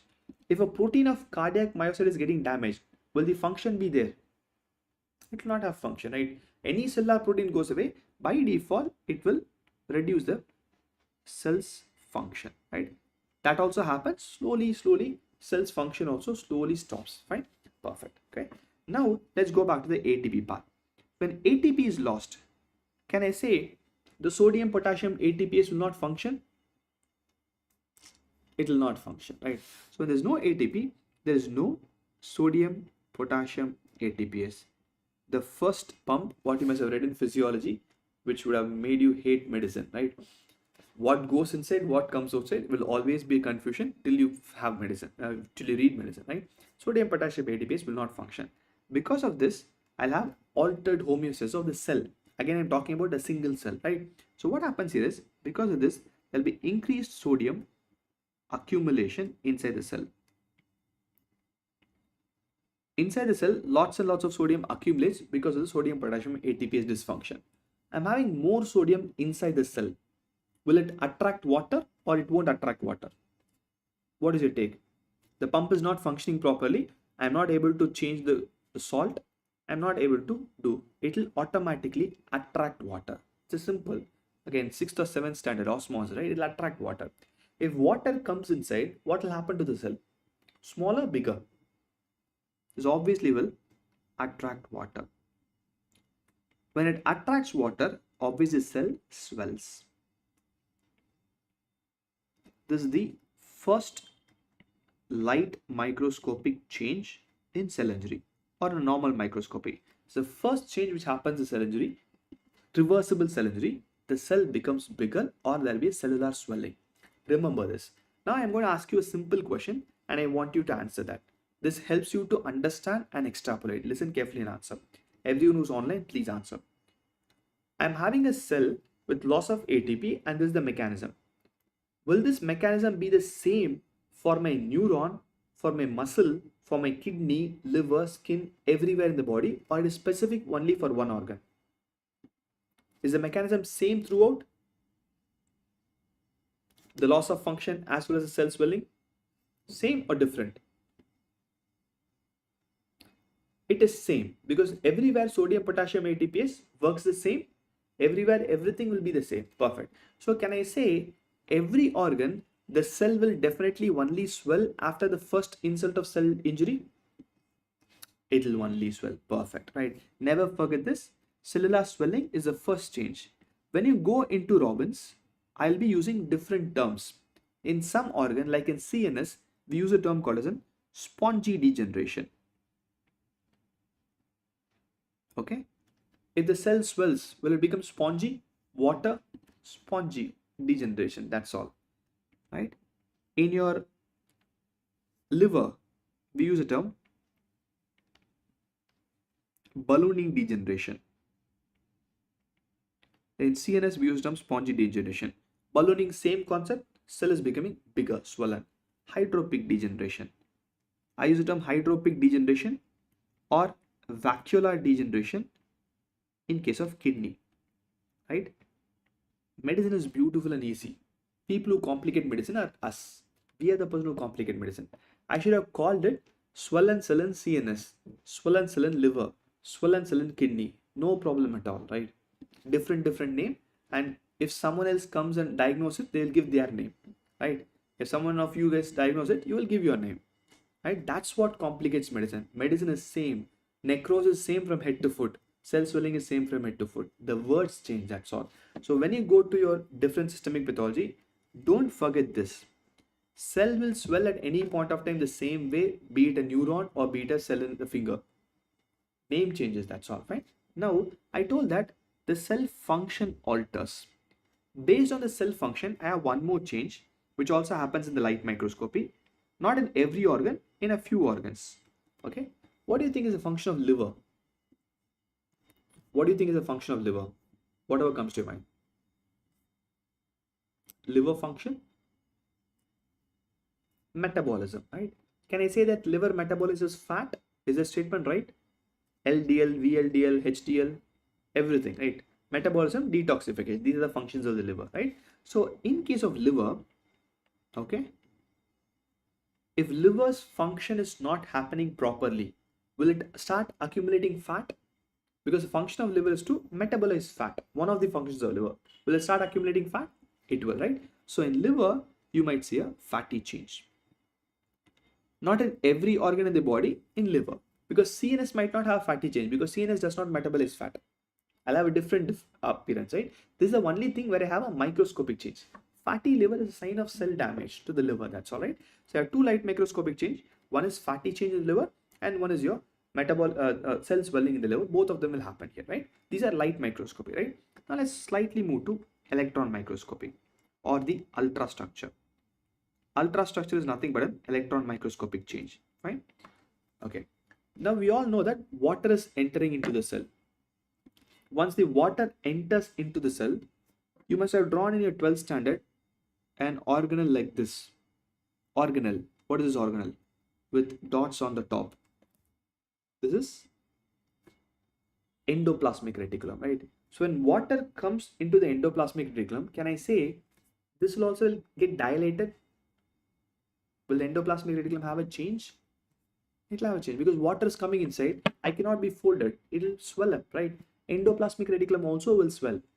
If the endoplasmic reticulum swells, what will happen to the ribosomes? Can they get detached? Possible? Definitely possible, right? They might get detached for sure, right? So this cannot be seen in light microscopy. You must have seen microscopy. You can't see endoplasmic reticulum. I can see them in electron microscopy because of the magnification, right? You'll have swollen endoplasmic reticulum. You might have detached ribosomes. This is not required for me, but yes, if an MCQ comes on a Viva, you should be able to answer what all I can see in an electron microscope. I can go much more in depth, right? Next. The water keeps on accumulating more and more and more inside, right? I have a cell here. It keeps on accumulating more and more and more and more water comes. Can I say at some point of time, the cell will burst? That's the ultimate destiny, right? It will burst. Before bursting, can I say I'll have tiny blebs in the cell membrane? Tiny blebs? Possible? I might not be able to see the blebs in a light microscopy, but in electron microscopy, I can, right? So you might have cellular blebs. Okay. When I have it's a swollen expanding cell, what will happen to the microvilli on the top of the cell? Few cells in our body have microvilli. Will it get destroyed? Like proximal convoluted tubule has a very tiny brush border. Will it get destroyed? It will. Again, might not be very evident in light microscopy, but the microvilli destruction, brush border changes, all can be seen very well in electron microscopy, right? Might be in my light microscopy also, but electron microscopy by default it will be seen, right? With much more clarity, fine. Same thing here. When the water enters into the cell, it's going into the endoplasmic reticulum. Can it also go into the mitochondria? Cause swelling of the mitochondria? It will, right? Cellular blebs is nothing but iron. Let's say that I have a balloon cell. I am pushing more and more and more water into the balloon. The weaker area of the balloon will bleb, will have a tiny swelling. Bleb is a boil. This is my normal cell surface. It becomes like this. So I put more water, it becomes like this. At one point of time, it will burst. That's a bleb. Clear? Okay. So I'm erasing this for you. Okay, that's how the bleb means. Fine. So water can enter into the mitochondria. Obviously, it can. It will damage mitochondria also, right? So the mitochondrial damage can be seen as amorphous densities in mitochondria. Densities in electron microscopy means black color. Okay. Let's try to learn the next name. What does morphous mean? There are few areas which will be weaker in the cell membrane, Kumar. Those areas might have a tiny bleb. Okay, it will definitely be, pressure will be equal, right? I am pushing my water here. If this finger is weak, this will obviously push back, right? That's how it is. Pressure is same. Some of the areas are strong, some of the areas are weak. Okay, let's come back to this. Okay, morphous means structure. What do you mean by amorphous? No defined structure. So it's not an amorphous density, it's an amorphous. It's not a very well defined density, right? This is how it looks. This is an amorphous density. Can I say there's no very well defined shape? One looks round, one looks irregular, one looks long, right? These are called as an amorphous density. Okay, it's an amorphous density. Density means it will be black in electron microscope. Anything black in electron microscope, I call it an electron dense particle, right? There's no defined structure. It's an irregular black color particle in the mitochondria, which means something in mitochondria is getting destroyed because of the water influx. That also I can see only in electron microscopy, right? In mitochondria. Okay. Last but not the least, I'm saying that there's a bleb formation, right? Listen carefully and answer. When I have a bleb formation on the cell membrane, can I say some amount of cell membrane, that's a phospholipid bilayer, is weak or damaged? Only then it can swell, right? If it's perfect, it won't swell. If it's swollen means it's become weak or it's damaged. Is that statement right? Yes. In this area, wherever I have bleb, though it's not complete damage, there should be at least partial damage. Only when there's partial damage to the phospholipid bilayer, you can have a bleb. Otherwise, you won't have a bleb. So in other words, can I say in this area, phospholipids are damaged? Yes, right. So what I'll see in electron microscopy is due to the damaged phospholipids, the blebs, I will see damaged phospholipid accumulation. Phospholipids have a very unique shape in electron microscopy. We call it an myelin figure. Phospholipids in electron microscopy looks like this, like a whirl. I will see whirled appearance of things accumulated inside the cell in electron microscopy. I'll go to the image. This is a myelin figure. It's a whirl, right? I hope you can see the whirl. That's a myelin figure. The reason why I'm calling myelin figure is very simple. What is myelin? Can I say that also is a phospholipid? Sphingomyelin. Myelin is sphingomyelin, biochemistry. It will not leave you anywhere. This is how myelin looks in electron microscopy. So when we saw, it looked like myelin because it is also phospholipid. So we named it myelin figure, right? It's very, very simple. Don't break your head on why they named it. If you have time, go back and read. We'll easily know why they named it. If there is a reason, there'll be a reason. If there's no reason, we call it idiopathic. No one knows it. Have you heard the term idiopathic? Have you heard the term idiopathic? If not, when you go to the depths of medicine, many things will become idiopathic. Idiopathic means, actual meaning is, I am idiot about the pathogenesis of the disease. That's what means idiopathic, right? Everything has a name. Idiopathic also has a meaning. Idiot is not a bad word. Idiot means a low IQ. A lower IQ is called as an idiot. Moron, again a low IQ English term. We use it to scolding. That's different, right? Most diseases are idiopathic only. Idiopathic means I don't know about the disease. I'm not having enough IQ about the pathogenesis of the disease. If it's not there, there should be a reason. We'll go behind the reason everything else will automatically follow, right? All these are electron microscopic features of cell injury, reversible cell injury, right? So I'm just compile them.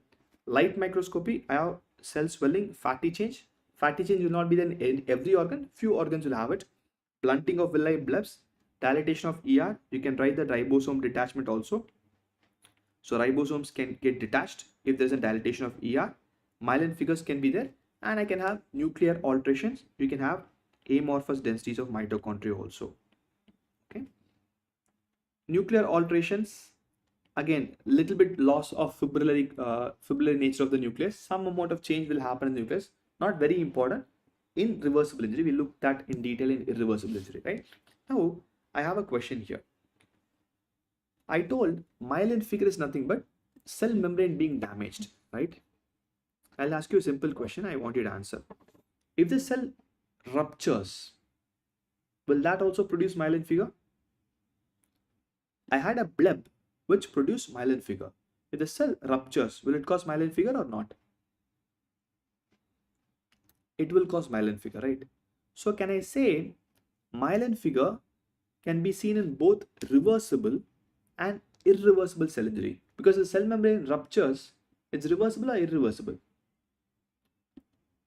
It's by default irreversible, right? Because cell membrane, once it rupture, it cannot come back, right? So both myelin figure and amorphous density, these two findings, especially for an MCQ, is seen in both reversible and irreversible cell injury.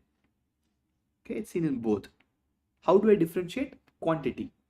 If you have very high amount of myelin figures, irreversible. Very high amorphous densities, irreversible. Small ones, reversible. Small myelin figure, reversible, right? The only difference here is the quantity. More, it's irreversible. Less, it's reversible. Fine, perfect. Till now, it is a reversible cell damage. Why I'm calling it reversible? Let's assume I got back my blood supply. ATP came back. Will the sodium potassium ATPase be able to create the homeostasis normally again? Will it push all the excess sodium outside? Maintain the ionic balance? If the ionic balance is maintained, will the water automatically go outside? Osmosis, right? So once osmosis happens, automatically goes outside. Slowly, all these will come back to normal. Slowly, not immediately. Slowly, it will come back to normal. So till now, it is reversible. It's not irreversible now. Till now, if the etiology changes, everything else slowly will come back to normal, right? But I have something called a point of no return. The point of no return is what makes the reversible cell injury irreversible cell injury, right? Let's talk about that. Now, we have a cell membrane. Let's go back to physiology. Cell membrane is permeable or semi-permeable? A normal plasma membrane or a cell's membrane is a semi-permeable structure. Few things they will allow, few things they won't allow, right? Now the cell membrane has got a cellular bleb. Bleb, like I said, it's a weak area. When it's a weak area, very thinned out, can this bleb alter the permeability? Can it make it more permeable? Imagine you have a tea cup filter. I'm stretching the filter, making bit damaged. Will it allow more tea particles to go through? It will, right? So this cellular bleb will alter the permeability, alter the cell membrane's permeability, especially to one ion, which is dangerous for me. It will alter for many ions, but one ion is dangerous, which is, it will cause influx of calcium. Once calcium comes into the cell, that is point of no return. Which one, Tanmay? The myelin figure? Because bleb is a reversible change, right? Bleb also has damaged phospholipids. It's myelin figure, less quantity. Amorphous density is nothing but tiny damage to mitochondria. That also can come back because in a cell, I don't have one mitochondria, I have multiple mitochondria. Let's assume there are 5 mitochondria. If one is also gone, it will come back to normal. 4 can still survive the cell, right? Only when 4 of the 5, 4 are gone, I might think of irreversible change. That is good quantities of myelin figure, fine. A Weibo aneurysm happens in the blood vessel wall, right? It does not happen in the endothelium. It happens in the entire blood vessel where I have tunica intima, media adventitia. That's a gross finding. This is a microscopic finding. Fine. Okay. So once calcium comes inside, entire equation changes. This is the point of no return, influx of calcium. Why calcium is very important? Again, let's go back to biochemistry. Can I say calcium is a cofactor for many things? If you remember your, what is that? Coagulation cascade. Calcium is important for almost many things, right? Many enzymes are dependent on calcium. So once calcium comes inside, they will activate enzymes. Okay, it becomes irreversible now, they'll activate enzymes. From here, necrosis starts. The pathogenesis of necrosis is this, fine. So once calcium comes inside, all the enzymes will be activated, and the enzymes which I'm worried about, there are three enzymes here. One is phospholipase, the other is your protease, the other is nuclease. These are the three enzymes which will be primarily activated, which will destroy the entire cell. We'll see how it destroys one by one. Phospholipase, proteases, and nucleases. All these enzymes will be activated. Once these are activated, it is going to become irreversible, right? Let's go one by one. First is phospholipase. What do you think phospholipase does? As the name says, it will destroy phospholipid, right? If phospholipid is destroyed, will I ever have a cell membrane? It won't. It'll rupture, right? So once phospholipase is activated, it will destroy the entire cell membrane. Once my entire cell membrane is destroyed, it cannot come back at all. So destruction of a cell membrane is actually hallmark of necrosis. When I say hallmark, there's a very classical finding seen in necrosis. Once cell membrane is gone, it's a necrosed damaged cell, right? It's necrosed, fine. So if they ask how does necrosis happen, right, the same thing. It starts from this, because hypoxia is the starting point, starts from this, goes till that. Whatever we learn is cell injury, irreversible is cell death, which is necrosis, fine. Next, I have protease. So what does protease do? The name says everything. It's going to destroy proteins, right? They will destroy proteins. We'll have one more beautiful eureka moment now. If you destroy a protein, it becomes lighter, darker. Degrades protein or destroys protein. Lighter, darker. Destruction of protein makes a protein lighter, darker. Darker, right? Perfect. Because it precipitates. Protein always becomes a precipitate. If you remember, first year biochemistry, 3/4 of test tube filled with urine, you heat denature the protein. It becomes a coagulum. Was it lighter, darker? You did that, right? We do practical to enjoy it, not for the result. It will become darker. It will become darker than the rest of the urine. So I can say that, okay, there's protein in the urine, right? Any protein in the world, once it is destroyed, it becomes darker, because protein will always die via precipitation. That's the way protein destroys. Why to go with biochemistry? Omelette. Omelette is destroyed egg protein. Raw egg is more translucent. Omelette becomes darker, right? Okay, weight wise, appearance wise, I'm more into microscopy now, right? So appearance wise, it always becomes darker whenever any protein is destroyed. Now let's go to pathology. If it's becoming darker, a dead cell will be more eosinophilic or less eosinophilic?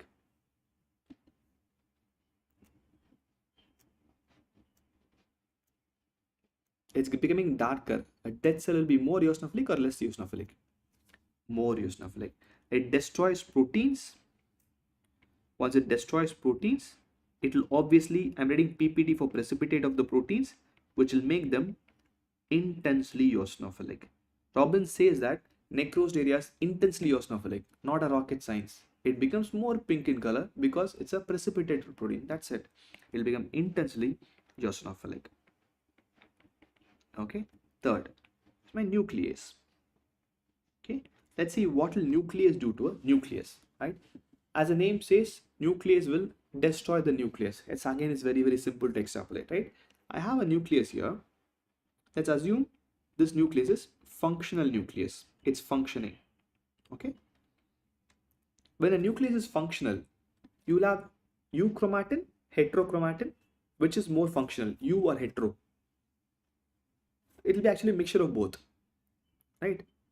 Which is more functional? Euchromatin is more functional, heterochromatin is more functional. Euchromatin is more functional, right? Again, biochemistry, too much references to biochemistry, right? Euchromatin will be folded or it will be open. What does it take? When do you think a nucleus can become functional? When it's folded or when it's open? When do you think it will become functional? Abir, precipitate of anything will make it more darker, right? So when it's more darker, protein is normally light pink. I condense it, it becomes dark pink. Fine.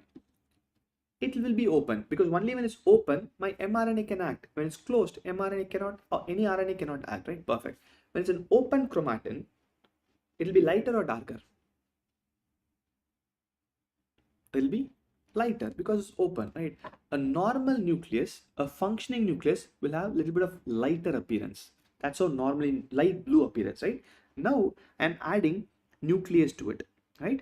So I'm adding nucleus. So the nucleus make the nucleus dysfunction, it will destroy it, right? Once it's destroyed, what will happen to the size of the nucleus? Smaller. Color of the nucleus, lighter or darker? Become darker. I should say a dark blue, right? So it'll become let's become black. Okay, it becomes a bit of a dark blue color. So it becomes a smaller and a darker nucleus.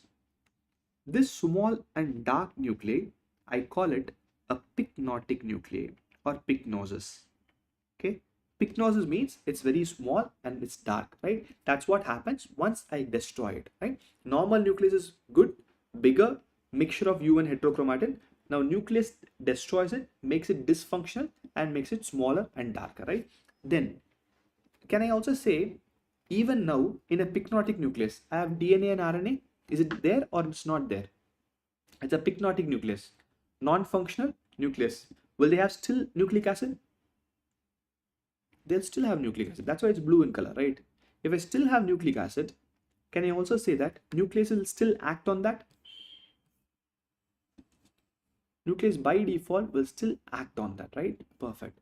If the nucleus still acts on that, will it break the nucleus? It will break the nucleus. Next step is it breaks them into tiny parts. This I call it an karyorhexis. Rhexis means breaking, right? This term is called an karyo is for nucleus. Have you heard the term karyotyping? Typing the nucleus, right? Karyorhexis, right? It's for the nucleus. Karyorhexis. Okay, it's karyorhexis. Fine, perfect. So karyorhexis is breaking the nucleus. Fine. Now also, can I say nucleic acid is still there? Yes or no? It is there, right? Will still nucleus act on it? It will definitely act on it, right? So what's the next step? Next step is karyolysis, where there'll be no nuclear remnant left. Till there is a ounce of DNA left there, nucleus will act on it and will destroy it, right? So these are the three nuclear changes which happens in necrosis. Pycnosis, karyorhexis is breaking, karyolysis is destruction. Now tell me, once karyolysis happened, it's a dead cell. When there's no nucleus, there's no life. It's a dead cell, right? A dead cell, will it have blue color or not? A dead cell, will it have blue color or not? A dead cell will have no blue color. The entire blue thing will be gone. At the same time, a dead cell will be light pink or dark pink. Will be dark pink, right? A dead cell will have no nucleus. In other words, will have no blue color. So can I say a necrotic tissue will be only pink in color? So at the end, whatever we read till now is a necrotic cell, right? So when I have to see necrosis in microscopy, my only job is to look at the microscopy. Will have more pink color, little bit darker pink and no blue color. That's how necrotic cell will look like, right? So we'll look at the necrotic cell very soon. More darker pink in color, no blue color, that is necrosis, right? We are not yet done with the necrosis, fine? Because we have to complete the entire circle, right? So I have a cell here. This is where we started with, and we had the blebs in the cell swelling and everything. Finally, what happened? The entire cell ruptured, right? Let's assume it's ruptured. Once the cell ruptures, will the cytoplasmic content come outside? Is that right? Cell is ruptured. Will the cytoplasmic content come outside? It will come outside, right? So when a cell ruptures, that's my irreversible cell injury or necrosis. The cytoplasmic contents will leak. When the contents leak, will they cause inflammation? Now we see why destroyed phospholipid is the hallmark is, we'll read about apoptosis, that time we'll know it. Because in apoptosis, I won't have phospholipid destruction. Only here I'll have it. Okay. Will the contents leak? It will leak by default. Will the contents, if a content leaks, will I have inflammation? Will have inflammation by default, right? The contents will leak. This will attract inflammation. That's why necrosis has inflammation, right? The contents leaked. Let's take care of myocardial infarction. When the cell contents leak, will troponin become more? Because troponin is actually seen inside the cardiac myocyte. If it's leaking, will it become more? It will by default become more, right? That's why it's a marker of cell damage. When the heart cells destroy, troponin comes outside, CKMB comes outside. Let's change the tail. Liver cells destroyed. What will happen to SGPT, SGOT? Alkaline phosphatase. Will it become more? It will become more.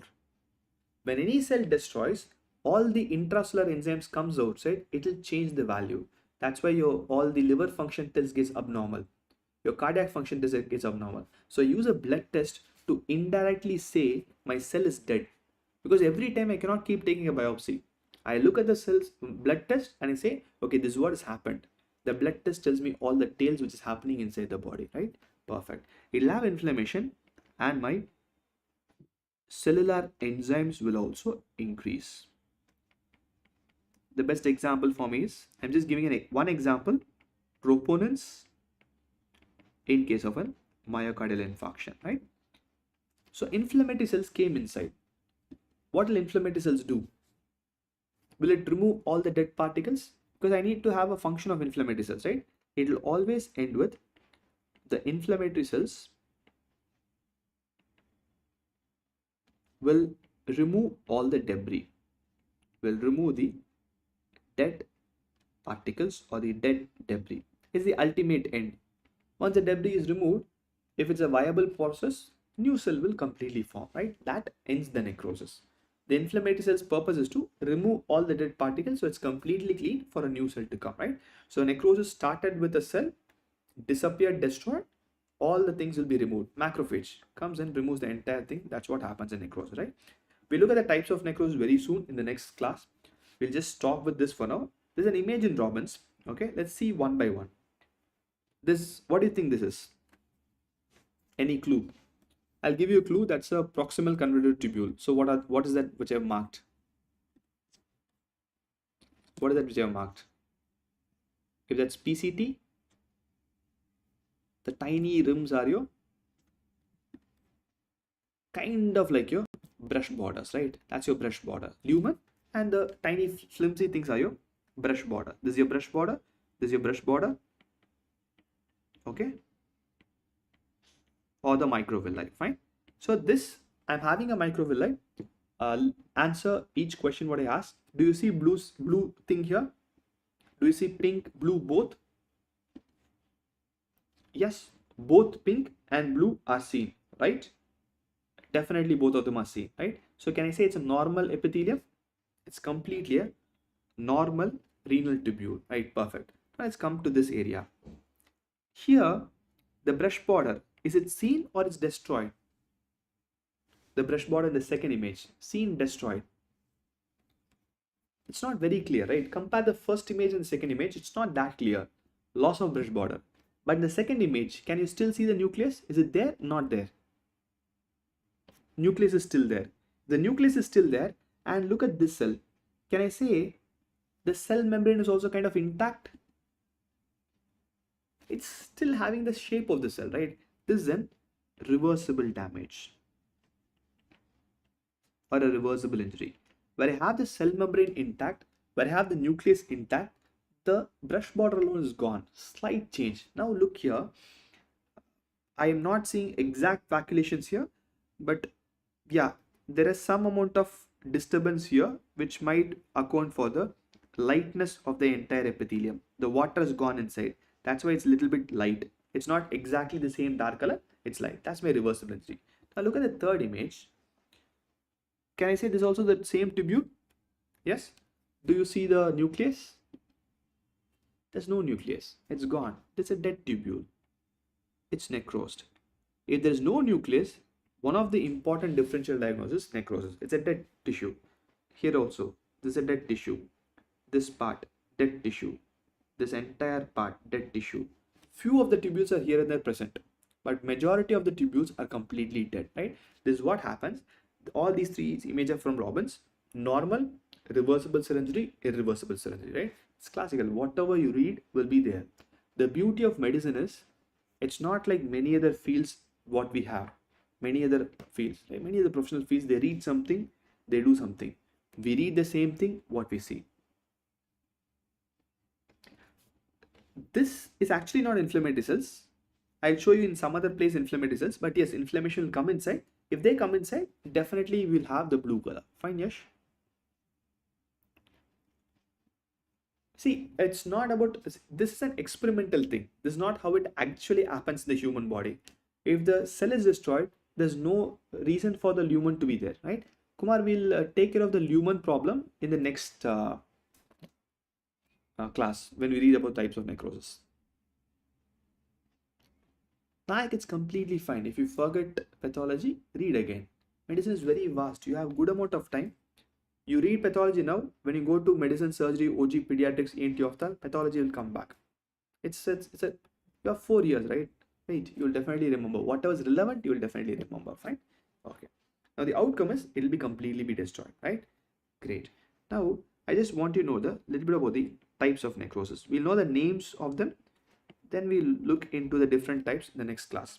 Can anyone tell me what are the types of necrosis you know? I'm sure you must have read at least a few types of necrosis.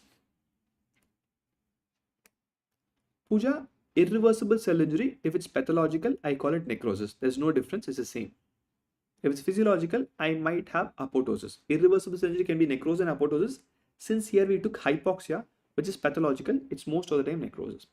Caseous is a place, yes. Coagulative. We'll go the same order because that's the most common. Liquefactive. Fibrinoid. Okay, caseous also is there. We'll introduce caseous. Caseous. Fibrinoid and fat. Okay, these are the different types of necrosis. We look at all the different types of necrosis, and whatever is the avascular necrosis will be coagulative. We look into the different types, Karthik, soon. Fine. So these are the 5 different types of necrosis which you have to read. Okay, great. That's about necrosis and reversible, irreversible cell injury, and also we read about the rest of the 2 adaptations. Fine. That's all for today. So I'm leaving you 10 minutes early. Go back and use the time properly. If there's any doubts, do let me know now. I'll definitely sort it out. Tomorrow and day after, you'll have pharmacology in Nishchay Batch. I think I'll have my next class next Monday, Tuesday. We'll see you there.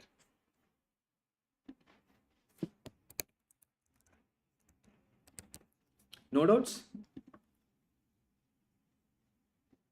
No, Ganesh, sub hypoxia में नहीं चल रहा है, but hypoxia is a prototype. That's a common one. So if something is common, we design a template based on that. Others little bit changes, but the template is always the same. Expect how to go about anatomy. I'm not the right person to ask. My anatomy is also not that strong. You should ask Pradeep Pawar sir. Okay. Okay, Lakshman, osseous metaplasia. Every metaplasia is reversible, Anurag, right? If the stimulus is removed. When you have a broken bone and when you massage the area, the bone's growth factor will go outside into the muscle, into the skin subcutis. That places it starts forming bone because the growth factor knows to form only bone, right? That's how osseous metaplasia is. Yes, Ritika Vijay, irreversible cell injury is necrosis, right? Okay. It's cell death. Irreversible is obviously cell death.